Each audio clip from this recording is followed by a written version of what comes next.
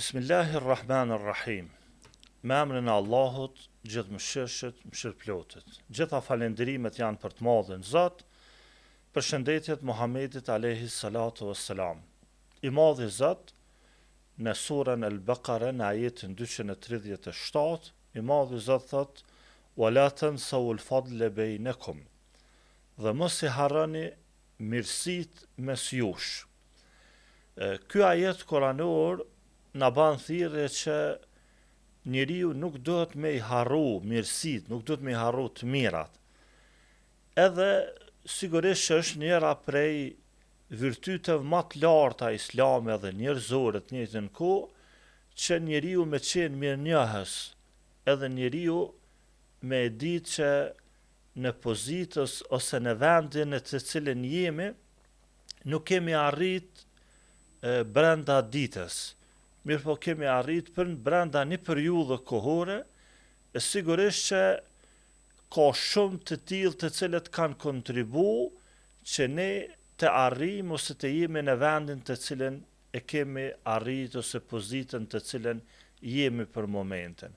Andaj madhi Zot po na fton neve që na nuk duhet me harru të mirat, nuk duhet me harru mirësitë.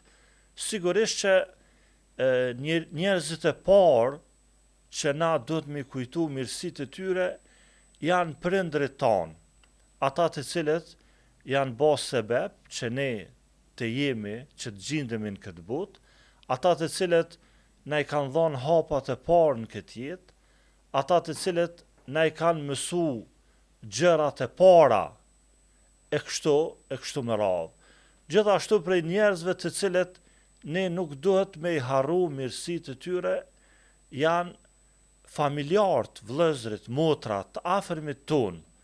Gjithashtu prej njerëzve të cilët ne nuk duhet me i harru mirësitë e tyre janë shokët tonë, shoqëria jonë, ata të cilët kemi kalu një pjesë bukur të madhe të jetës tonë me ta.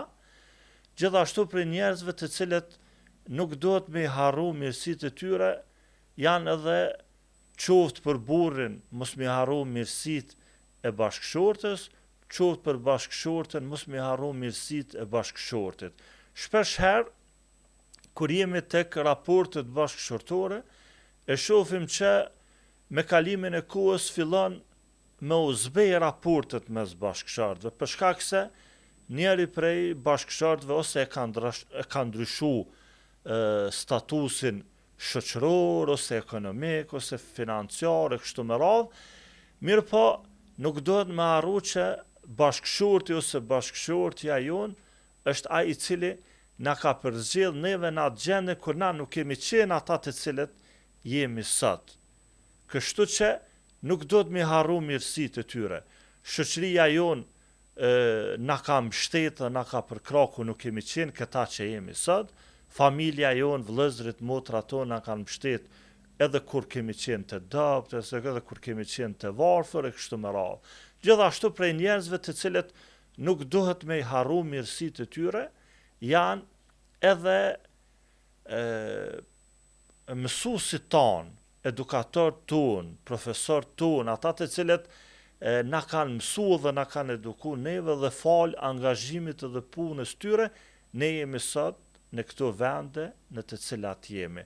Edhe kjo thirrje të madhit Zot në këtë ajet kuranor dhe mos i harroni mirësitë mes jush, duhet me qenë thirrje e cila duhet me na shoqëru neve gjatë gjithë jetës, duhet me i kujtu që qoftë për një mos keq kuptim ose një konflikt momental ose gjashme, nuk duhet me harru mirësitë të cilat i kemi prej njerëzve, edhe fal këtyre mirësive, ne kemi arrit këtu ku jemi. Inshallah i madhi Zot na ban gjithë neve prej atyre të cilët i kujtojnë mirësitë të cilat i kemi mes njerëzve, edhe në këtë formë jo vetëm me i kujtu, mirë po me tentu ose me bë përpjekje edhe me ja u kompenzu ose me ja u kthy me të mirë atyre të cilët na kanë mbështetë edhe na kanë përkrah gjatë jetës tonë. Assalamu alaikum wa rahmetullahi wa barakatuh.